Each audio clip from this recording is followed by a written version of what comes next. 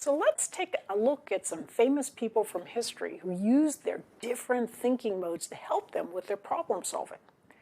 If you look at that guy right there, he was Salvador Dali, a very well-known surrealist painter of the 20th century. He was the very definition of a wild and crazy guy. You can see him here with his pet ocelot, Babu. Dali used to have an interesting technique to help him come up with his fantastically creative surrealist paintings.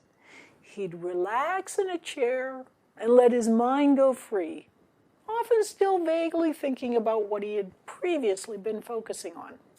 He'd have a key in his hand, dangling it just above the floor, and as he would slip into his dreams, falling asleep, the key would fall from his hand and the clatter would wake him up, just in time so he could gather up those diffuse mode connections and ideas in his mind, and off he'd go back into the focus mode, bringing with him the new connections he'd made while in the diffuse mode. Now you might think, well, that's okay for an artist. But what does it have to do with more scientific or mathematical kinds of thinking?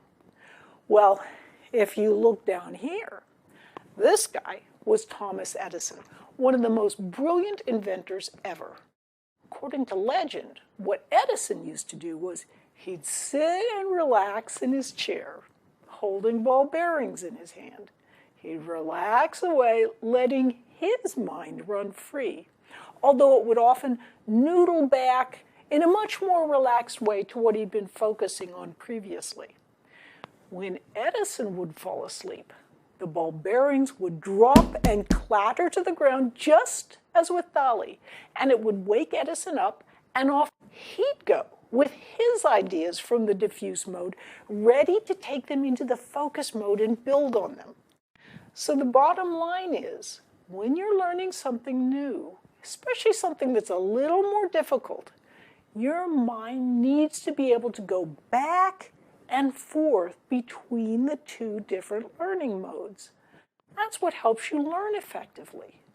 You might think of it as a bit analogous to building your strength by lifting weights.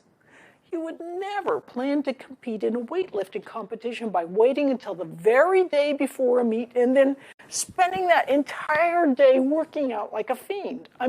It just doesn't happen that way. To gain muscular structure, you need to do a little work every day, gradually allowing your muscles to grow. Similarly, to build neural structure, you need to do a little work every day, gradually allowing yourself to grow a neural scaffold to hang your thinking on. A little bit every day, and that's the trick. In summary then, we learned that analogies provide powerful techniques for learning. We learned about how the brain's two different thinking modes, focused and diffuse, each helps us learn, but in very different ways. And finally, we learned that learning something difficult can take time. Your brain needs to alternate its ways of learning as it grapples with and assimilates the new material. Thanks for learning about learning. I'm Barbara Oakley.